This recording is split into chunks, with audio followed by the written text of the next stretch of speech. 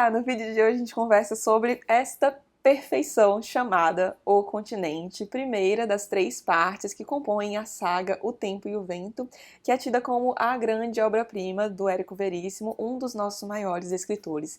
E sabe quando você termina um livro e você fica incrédulo com aquilo que você acabou de ler? Isso aconteceu algumas vezes já comigo, de eu terminar o livro e ficar procurando defeitos, sabe? Porque não é possível! E isso aconteceu aqui, de verdade. Eu tentei achar algum defeito nesse livro aqui e não consegui. Então, vamos conversar sobre ele porque eu tô muito empolgada. O que a gente tem então aqui em O Continente, primeira parte dessa saga? Aqui a gente tem 150 anos abarcados da história do nosso país, só que com bastante foco no processo de formação do estado do Rio Grande do Sul. E essa história nos é narrada através da linhagem de uma família que a gente acompanha ao longo da saga inteira, que é a família Terra Cambará. Aqui a história do nosso país, principalmente do processo de formação do estado do Rio Grande do Sul, se mescla bastante com a ficção do Érico Veríssimo. E a história aqui não nos é narrada em ordem cronológica, a gente já fala melhor sobre a estrutura do livro, mas a gente tem essa alternância de cronologia ao longo do primeiro volume inteirinho, só que os primeiros acontecimentos que nos são narrados datam de 1745, na região dos 7 Povos das Missões. Para quem não conhece, essa região ficava mais ou menos ali na fronteira entre o sul do Brasil, o Uruguai, Argentina e Paraguai, e é uma região para onde foram muitos espanhóis para colonizar aquela região ali com diversos objetivos, mas um dos principais era barrar o avanço da colonização portuguesa naquela região. E aí, com isso, a coroa espanhola incentiva um processo de povoamento daquela região e nesse processo a gente tem as missões jesuíticas, nas quais os padres iam para aquelas reduções, que eram divisões dessas regiões dos 7 povos das missões, e catequizavam os índios, educavam como achavam que eles deveriam ser educados, etc. E aqui neste livro, no capítulo A Fonte, que é um dos meus favoritos deste volume aqui, dicas de passagem, a gente tem foco em uma dessas reduções e aí a história do nosso país começa a se mesclar com a ficção do Veríssimo. O que acontece nesse capítulo de forma bem resumida e com foco em uma parte específica? Há um padre chamado Padre Alonso e certo dia ele encontra uma índia que está prestes a dar à luz, mas ela está entre a vida e a morte. E aí eles resolvem acolher aquela mulher, fazem o parto dela ali, ela infelizmente vem a falecer, mas o filho dela sobrevive e vem a ser batizado como Pedro. Então Pedro cresce ali na companhia dos padres, muito próximo principalmente a esse Padre Alonso. Ele é criado com base no catolicismo, a gente vai vendo que ele tem alguns dons, e vai tudo muito bem até que uma guerra acontece. Em 1750 é assinado o Tratado de Madrid, que veio a substituir o Tratado de Tordesilhas e basicamente redefinia o que era de Portugal e o que era território espanhol. E uma das principais consequências desse tratado era que Portugal cedia à Espanha a região da Colônia do Sacramento, mas a Espanha teria de ceder a Portugal a região dos 7 povos das missões. Só que as pessoas que estavam instaladas ali, muitos jesuítas, os índios que estavam ali, não queriam sair daquela região. E aí a gente tem um confronto civil estourando. Com esse conflito, o Pedro sai daquela região e acaba parando na propriedade de um casal que saiu do interior de São Paulo para povoar ali o que viria a ser o estado do Rio Grande do Sul. Trabalhavam como agricultores naquela região. Fica por ali, é acolhido por aquela família, começa a prestar alguns serviços para eles, e esse casal tem uma filha chamada Ana Terra. Pois bem, Ana Terra e Pedro se apaixonam, vivem um romance ali, desse romance é gerada uma criança também chamada Pedro, e depois de um tempo a Ana acaba tendo que sair daquela região. Eu não vou falar das circunstâncias aqui, aí você vai ter que pegar esse livro aqui e ler para descobrir, garanto que vale a pena.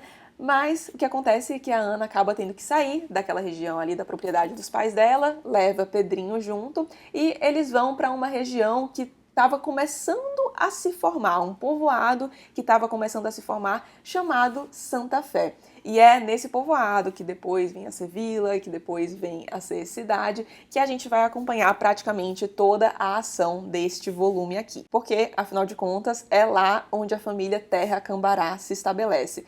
E ok, Ana Terra, a gente já tem a parte Terra da família e a parte Cambará. Pois bem, o Pedrinho, que logo deixa de ser Pedrinho e se transforma em Pedro mesmo, cresce ali em Santa Fé e acaba se casando e gerando 2 filhos. Um deles é o Juvenal Terra e a outra é a Bibiana Terra, e a gente vai dar foco nesta personagem agora. A Bibiana é tida como uma moça muito formosa, ela faz muito sucesso ali em Santa Fé, principalmente porque as pessoas ficam intrigadas porque, apesar de ela já ter idade para isso, em certo momento, ela não se casa. E definitivamente não é por conta de falta de pretendente. Inclusive, um dos homens, dos moços ali da região mais desejados, porque era filho do homem mais poderoso do local, era um homem bonito, etc., é maluco pela Bibiana, doido para casar com ela, mas ela não quer nem saber dele, nem de qualquer outro homem ali que tenha interesse nela ou não. Até que chega àquelas terras, certo dia, um certo capitão Rodrigo Cambará. E aí, Bibiana se apaixona perdidamente, capitão Rodrigo também se apaixona por ela, eles se casam e aí está formada então a linhagem Terra Cambará. A linhagem que a gente acompanha ao longo de toda a saga. Só que a narrativa se alterna bastante entre passado e presente, e o presente, aqui neste volume, é o ano de 1895, quando o Rio Grande do Sul estava dividido entre Maragatos e Pica-Paus, por ocasião da Revolução Federalista. Maragatos é como eram chamados os federalistas, aqueles que tinham uma visão mais descentralizadora, e Pica-Paus, por sua vez, eram os republicanos que gostariam de continuar mantendo vínculos ao governo federal. E aí, o que está acontecendo nesse presente? O sobrado, que é a propriedade dos Terra Cambará, era uma grande propriedade ali no centro de Santa Fé, esse sobrado está sendo sitiado pelos federalistas ou maragatos, porque o pessoal ali do sobrado, representado pela figura do coronel Licurgo Cambará, era do grupo dos Pica-Paus, e aí o sobrado, portanto, estava sendo sitiado pelos federalistas ali de Santa Fé. E aí, esses capítulos referentes ao sobrado se intercalam com capítulos do passado. Então, a gente tem um capítulo do sobrado, um capítulo do passado. E aí, assim vai ao longo do volume inteirinho. E aí, a gente já entra num dos primeiros aspectos que eu queria destacar aqui, que me fizeram gostar tanto deste livro, que é a estrutura dele. Eu amei esse encadeamento entre os capítulos, eu chamei esse tipo de narrativa de enredo colcha de retalhos, porque é basicamente isso. Por exemplo, como que acontece? Eu vou tentar explicar aqui melhor como que é. Mas a gente tem lá o primeiro capítulo que está se passando no sobrado. E aí, no fim desse primeiro capítulo, a gente tem um objeto tendo foco, só que esse objeto tem uma história. E aí, no segundo capítulo, a gente volta para o passado para entender a história desse objeto. E aí, lá no fim desse capítulo, tem alguma coisa que remete ao porquê que esse objeto foi mencionado. E aí, a gente volta para o que está se passando no sobrado. Mas aí, lá no fim do capítulo do sobrado, uma personagem se lembra de uma coisa que a avó dela costumava dizer. Aí a gente volta para o passado para ver a história da avó dela. É sensacional. E esse aspecto está fortemente vinculado a um outro que eu gosto bastante nesse livro aqui, que é a questão da cronologia. Porque o que a gente tem aqui no sobrado se passa em questão de dias, e pouquíssimos dias. Se eu não me engano, não chega nem a 4 dias direito. E o que se passa no passado, aí a gente tem anos e anos de história. E para quem tá achando que isso aí pode virar uma confusão, eu juro que não vira. Primeiro porque tem esse encadeamento, a colcha de retalhos, que o Veríssimo faz aqui, mas também porque apesar de esses capítulos de passado e presente se intercalarem, eles estão em ordem cronológica. Ou seja, se você pega todos os capítulos do sobrado, um seguido do outro, tá em ordem cronológica. E se você pega os capítulos referentes ao passado também, colocar um seguido do outro, tá sempre em ordem cronológica. Então, juro, zero confusão. Sério, a estrutura desse livro, tanto nessa questão da cronologia, da alternância do passado e presente, da colcha de retalhos, e também como ele entrelaça história e ficção, putz, é um negócio sensacional. E o segundo, na verdade, o terceiro, né? O terceiro aspecto que eu queria ressaltar aqui pra vocês é a construção dos personagens de Érico Veríssimo. Sério, eu consigo pensar em pouquíssimos autores que conseguem construir personagens tão vívidos como os que o Veríssimo constrói aqui. Nível, você tá lendo o que um personagem tá dizendo e você praticamente consegue enxergar a expressão daquele personagem, sabe? É uma coisa muito vívida. Antes mesmo de encontrá-los aqui nas páginas de O Tempo e o Vento, eu já conhecia diversos personagens desse livro, como, por exemplo, Ana Terra, que é, até agora, a minha personagem favorita da saga e uma das minhas personagens femininas favoritas, diga-se de passagem. O capítulo dela é uma coisa impressionante. A gente tem também o famoso Capitão Rodrigo Cambará, e aí, desse aí eu não gostei gostei nem um pouquinho, mas tem que tirar o chapéu para a construção do personagem, porque é um negócio realmente impressionante.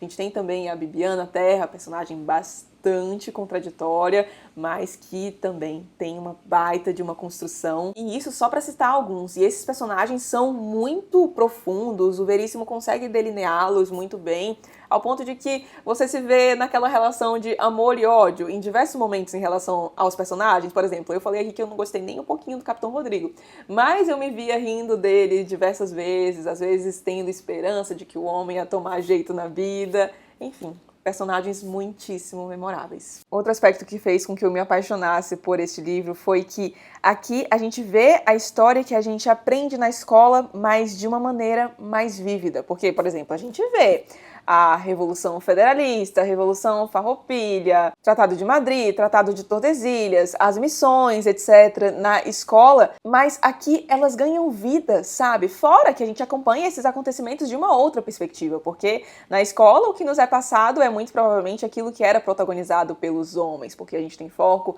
nas guerras, nos conflitos, que eram protagonizados por homens. Mas aqui o Veríssimo dá um outro foco na história. E é um outro aspecto que eu gostaria de ressaltar, que são as mulheres de Veríssimo. As personagens femininas aqui são maravilhosas, são muito fortes e eu acredito que são as personagens principais de O Tempo e o Vento. Apesar de a gente ter muito conflito, guerra sempre acontecendo aqui, a gente raramente acompanha o que está acontecendo no campo de batalha. A gente acompanha mesmo o que está acontecendo com aquelas pessoas que ficam nas cidades. Então as mulheres que mandam seus filhos para as batalhas, que ficam esperando seus maridos voltarem, lutando para manter as coisas de pé, sempre tentando segurar as pontas, com uma força proporcional ou até, vendo aqui às vezes, eu diria que até maior que a dos homens que vão para a batalha e fazendo de tudo para garantir a permanência, a continuidade da sua família, não permitir que ela se vá com o vento. E aí a gente chega num outro aspecto, que é a simbologia que a gente tem aqui, o Érico Veríssimo está sempre batendo nessa tecla do tempo e o vento. Então o tempo como essa coisa mais permanente, aí tem diversos elementos que simbolizam essa permanência, como por exemplo a figueira de Santa Fé, o próprio sobrado, e o vento é aquele da impermanência, aquele que leva e traz. E eu acho que a gente tem muito até isso embutido no nome da família que a gente acompanha aqui, porque o Terra é, como o nome mesmo já diz, né, essa coisa que puxa mais para a raiz. Eu diria que o lado terra aqui simboliza a resiliência, a permanência, a ponderação, enquanto o lado cambará é aquela coisa mais impulsiva, aquela coisa da bravura. A gente consegue ver até essa dualidade em alguns personagens aqui que pertencem a essa linhagem e acredito que vamos continuar vendo aí ao longo dos próximos volumes da trilogia. Penúltimo aspecto que eu quero ressaltar é como o Veríssimo consegue polvilhar este romance aqui dos aspectos que caracterizam a formação do povo brasileiro. E aí, apesar do foco ser no gaúcho, a gente vê muito do povo brasileiro aqui, da nossa história, como, por exemplo, a miscigenação, o genocídio indígena, o racismo, a escravidão, a opressão contra a mulher, e isso feito de forma nada panfletária, cristalizada nas mulheres fortes que a gente tem aqui. A gente vê muito colonialismo aqui também, e tudo isso nos é passado através de e pelos olhos de diversos personagens aqui, com a escrita maravilhosa do Veríssimo, que aí é o último aspecto que eu gostaria de ressaltar, eu juro. Gente, que escrita! É uma delícia. Você pega isso aqui e não consegue parar de ler. O negócio voa, é impressionante. Tanto que eu tô lendo esta saga aqui com a companhia de mais 4 pessoas e a gente divide. Então, por exemplo, daqui a 2 semanas a gente vai comentar as 150 páginas do livro. Daqui a 2 semanas, mais 150 páginas. E aí, no comecinho, eu pensava, ok, tenho 150 páginas para ler em 2 semanas, vou ler um pouquinho todo dia.